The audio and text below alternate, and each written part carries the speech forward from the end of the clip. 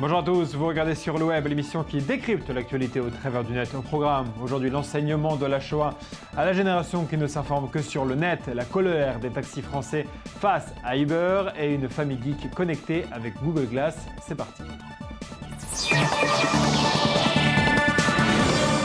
Le président russe Vladimir Poutine se joint à la contestation contre la domination américaine sur la gouvernance du net. Si certains pays remettent réellement en question la pratique d'espionnage de la NSA, il est difficile de ne pas penser que Vladimir Poutine utilise en fait cette question de la gouvernance d'Internet dans le cadre du bras de fer qu'il oppose aux États-Unis dans le dossier ukrainien. Jeudi dernier, il a qualifié Internet de projet contrôlé par la CIA, rien de moins. C'est assez surprenant tout de même de l'entendre dire ce genre de propos, surtout quand on sait que son gouvernement contrôle Internet en Russie et que le réseau social le plus populaire dans le pays vient juste de passer entre les mains d'oligarques russes proches du président Poutine. Au-delà de sa propre hypocrisie, ce qui est clair, ce qui est ici ou là, que ce soit en Allemagne, au Brésil notamment, l'idée d'une autre gouvernance d'Internet qui préserverait les internautes de l'espionnage de la NSA continue de faire son chemin. Et nous, on passe directement à notre dossier du jour. On parle à présent des commémorations de la Shoah en Israël. Dimanche, en fin de journée, tout le pays a stoppé ses activités quotidiennes pour laisser place aux commémorations.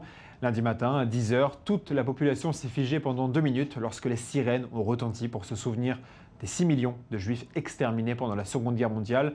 Comme chaque année, l'enjeu évidemment est de savoir comment transmettre l'histoire de la Shoah, notamment face à la disparition des témoins de la Seconde Guerre mondiale.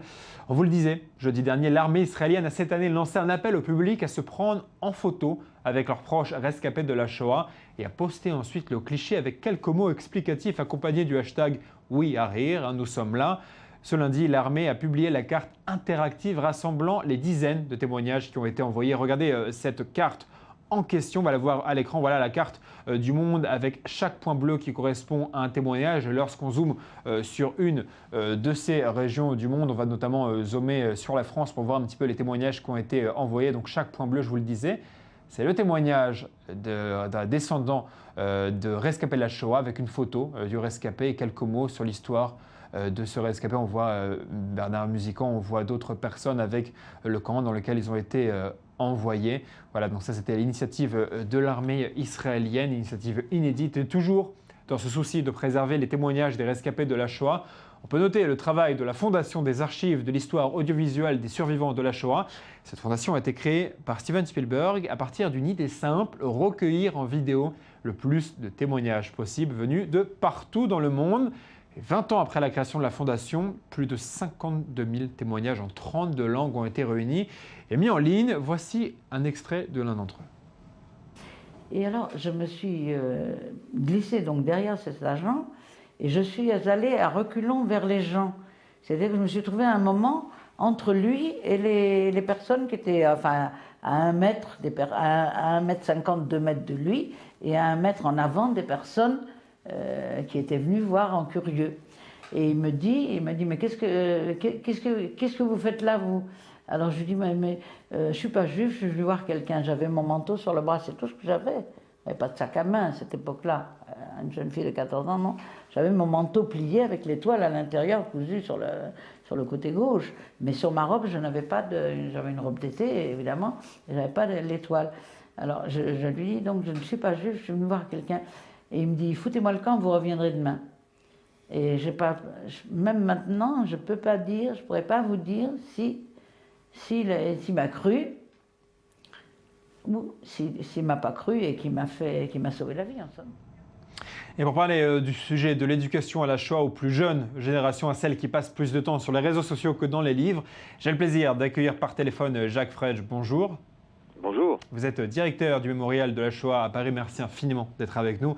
On va parler avec vous des initiatives pour enseigner la Shoah à la génération qui s'informe que par le net. Je le disais, le mémorial de la Shoah de Paris que vous dirigez a notamment un site, le Grenier de Sarah. Vous pouvez peut-être nous expliquer de quoi il s'agit? Oui, en fait, nous avons voulu répondre à un besoin qui était né en France suite à une décision du ministère de l'Éducation nationale sur les programmes d'enseignement de la Shoah. Vous savez que l'enseignement de la Shoah était obligatoire au lycée et au collège en France, et depuis 2002, il a été rendu obligatoire également à l'âge du primaire. Alors une fois que cette décision a été prise, on a beaucoup réfléchi, qu'est-ce qu'on peut apporter à un enfant qui a entre 8 et 11 ans, avec l'idée de lui transmettre des connaissances qui soient adaptées à sa sensibilité, et surtout avec la conviction qu'il ne fallait surtout pas le traumatiser, au contraire ouvrir la porte de la connaissance, et surtout pas la fermer par un enseignement traumatisant. Donc on a convenu en fait avec le ministère de l'Éducation nationale de construire un site web qui est d'une part accessible à tous les enfants qui ont entre 8 et 11 ans chez eux. Et bien sûr, on recommande que les parents soient à côté de ces enfants pour la découverte, pour naviguer dans ce site. Mais ce site est également utilisé au sein même des écoles primaires, puisque des séquences sont téléchargeables par les enseignants et tout un cours, toute une séquence est prévue et encadrée, proposée aux enseignants, donc qui est quasiment clé en main. Et ce site est particulièrement bien utilisé à l'école. Et on constate aussi qu'un certain nombre d'enfants y reviennent par la suite avec leurs parents plus tard dans la semaine, après l'avoir découvert à l'école. Alors, toujours à propos des jeunes, on dit qu'ils ne veulent plus se rendre aux cérémonies. Est-ce que vous partagez ce constat de non-participation aux cérémonies de la Shoah? Est-ce que vous pensez qu'il y a là un danger pour la préservation de la mémoire? Bon, je crois que c'est un sujet vieux comme le monde. C'est-à-dire que parfois, certains enfants ont l'impression qu'aller à une cérémonie, c'est une punition. Parce que c'est vrai que quand on est jeune, qu'on est loin du sujet, qu'on n'est pas conscient de l'importance de cette commémoration, c'est vrai qu'on n'a pas la conviction d'être forcément là à la bonne place. Ça ne veut pas dire qu'ils ne s'intéressent pas au sujet, ça veut simplement dire que la commémoration n'est peut-être pas le meilleur outil pour découvrir ce sujet, mais vous le savez, nous commémorons Yom HaShoah au mémorial à Paris, avec une cérémonie qui dure 24 heures. Nous avons là depuis hier 19h que la cérémonie a commencé, tout un public de jeunes qui est venu participer à la cérémonie. Je dis bien participer parce que la spécificité de Yom HaShoah au mémorial de la Shoah à Paris, c'est que les jeunes viennent pour lire des noms. Et donc cette implication fait qu'ils sont acteurs de la commémoration et pas passifs. C'était des jeunes qui venaient des jeunes qui venaient de quels horizons, de quelle école environ? Alors on a eu des mouvements de jeunesse juifs, on a eu des écoles juives et on a eu des écoles non juives qui sont venues dans la matinée et qui continuent de venir d'ailleurs. Parce que finalement, nous, la difficulté que nous avons, c'est que nous enseignons l'histoire de la Shoah à des enfants qui sont majoritairement pas juifs en France. Et donc, la présence des écoles non juives est particulièrement intéressante parce que le message qu'ils nous envoient finalement, c'est de nous dire que c'est aussi leur histoire. Bien sûr. Alors, en Israël, le ministre de l'Éducation souhaite enseigner la Shoah dès l'âge de 3 ans. C'est Shai Piron, le ministre de l'Éducation, qui a fait l'annonce. Et ça a fait beaucoup de bruit, beaucoup de scandales en Israël. Qu'est-ce que vous en pensez? Je comprends tout à fait que ça ait pu faire débat et que ça fasse encore débat parce que nous avons eu les mêmes réflexions ici en France. J'aurais tendance à vous dire, en tant que juif... En France, c'est à partir du CM2, donc. Ah oui, donc c'est à partir de l'âge de 11 ans, 10-11 ans. J'aurais un peu tendance à vous dire que la Shoah est une thématique à découvrir quand on a un minimum de compréhension historique. Bien sûr. Donc je ne comprends pas bien ce qu'on peut arriver à transmettre à un enfant de 3 ans. Et surtout, je crois qu'il faut faire très attention à ne pas fermer définitivement la porte de la connaissance en traumatisant les enfants et en essayant de transmettre cette histoire à un âge un peu trop immature.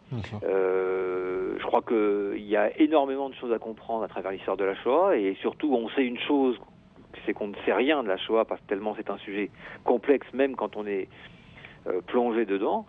Je ne suis pas convaincu que ce soit véritablement une bonne décision, une décision sage, parce que l'histoire de la Shoah fait appel à la fois au cœur et et à la compréhension. Donc c'est extrêmement compliqué parce qu'à l'âge de 3 ans, on va être tenté de raconter des histoires individuelles et peut-être de traumatiser les enfants. Je ne suis pas sûr que ça soit le bon moment de l'âge de la scolarité. Merci infiniment, Jacques Fraîche, d'avoir été avec nous. Je rappelle que vous êtes directeur du Mémorial de la Shoah à Paris. Merci infiniment d'avoir été avec nous et d'avoir pris le temps de répondre à nos questions entre toutes ces cérémonies de Yom HaShoah.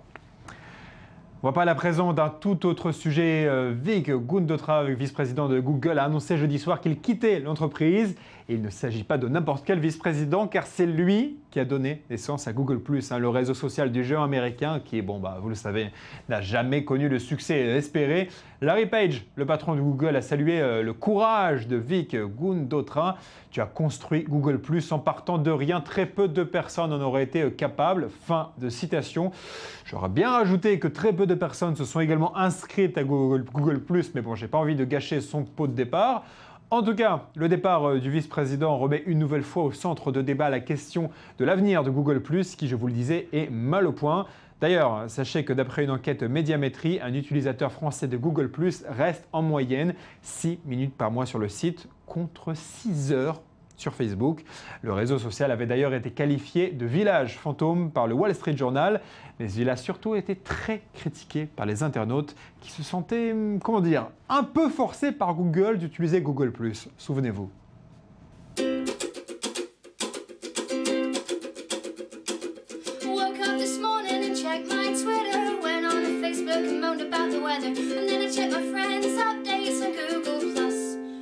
Because it sucks. So how did they make their investment back? They took YouTube and fucked it in the ass. Leave us alone, we just want to make videos. We just want our website back. Why is it so hard to understand? Fuck you, Google Plus. We don't want your fucking fuss. People have been trying to tell you something for a while, and it hasn't really gotten through to you yet, so I'm going to try to tell it to you in a way I'm sure you'll understand.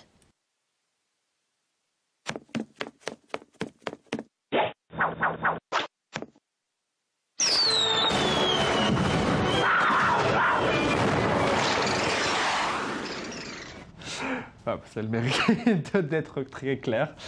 Il y a quelques semaines, nous interviewons dans cette émission un représentant de l'entreprise Uber qui propose une application offrant un service de chauffeur privé et covoiturage, bref, une alternative au taxi. Les chauffeurs des taxis, justement, des taxis français, sont toujours révoltés par les pratiques d'Uber. Mais aujourd'hui, c'est un député socialiste français qui prend la relève. Il s'en prend à Uber, il s'appelle Thomas Thévenoud et il accuse Uber de pratiquer une activité de taxi clandestin sous couvert de covoiturage et l'accuse d'optimisation fiscale. Et en temps de crise, évidemment, ça fait désordre. Pour ceux qui ne le savent pas, Uber est déjà interdit hors Bruxelles et pourrait connaître le même sort en France. Le député socialiste estime d'ailleurs que la place d'Uber est devant les tribunaux le plus rapidement possible. La société pourrait ainsi être poursuivie pour pratiques commerciales trompeuses et se voir infliger une amende de 1,5 million d'euros. Écoutez Yann Asquet, le PDG de l'entreprise de VTC Chauffeur Privé. Des mesures très concrètes qui ne nous sont pas favorables. Quand les licences sont gelées, quand on menace de réformer à tout France sous une forme telle qu'elle existait il y a 15 ans, quand aucune licence n'était donnée, quand vous interdisez à des applications de diffuser telle ou telle information de la façon dont ils souhaitent la diffuser, des éléments technologiques qui permettent de proposer aux consommateurs un service qui soit transparent, facile à comprendre et agréable d'utiliser, on ne comprend pas. Et encore une fois, celui qui les est directement dans cette affaire, c'est le consommateur. On a une facilité de notation de la prestation, donc vous notez de 1 à 5 et vous mettez un commentaire. On a 60% des courses qui sont notées et 15% des courses qui sont commentées. Donc évidemment, c'est un retour qui est massif, qui nous permet d'ajuster le service et de s'assurer qu'il est toujours à la hauteur de ce qu'on promet aux clients. Et force est de constater que c'est le cas et qu'on répond à une vraie demande des clients. Voilà, et pour être tout à fait complet sur le sujet, je précise que ce même député socialiste Thomas Thévenoud a remis la semaine dernière un rapport à Manuel Valls, le Premier ministre. Il émet 30 propositions, dont la création d'un observatoire des transports pour encadrer l'activité des véhicules de tourisme avec chauffeur et moderniser dans le même temps celle des taxis. Affaire donc à suivre. On va parler à présent d'un site internet qui fait quelque peu froid dans le dos. Il s'appelle creepshield.com, bouclier contre les sales types en français. La plateforme donne la possibilité aux internautes américains d'utiliser la reconnaissance faciale pour trouver d'éventuels agresseurs sexuels sur les sites de rencontres. Regardez comment ça marche, on en reparle juste après.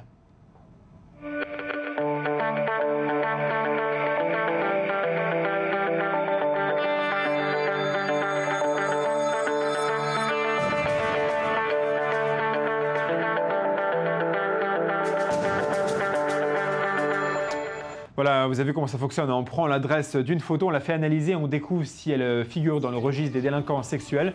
Sauf que d'après nos confrères du New York Times, le site donne des résultats souvent très approximatifs, ce qui évidemment met en danger des personnes innocentes en s'attirant la foudre du public, alors qu'ils n'ont évidemment rien collé. On a malheureusement rien commis, on n'arrive malheureusement plus le temps pour l'œil du net. Voilà, c'est la fin de cette émission. Merci à vous d'avoir suivi, on se retrouve demain, même heure, même endroit pour de nouvelles infos en provenance du net. On garde le contact via Twitter. Bye, vous me manquez déjà.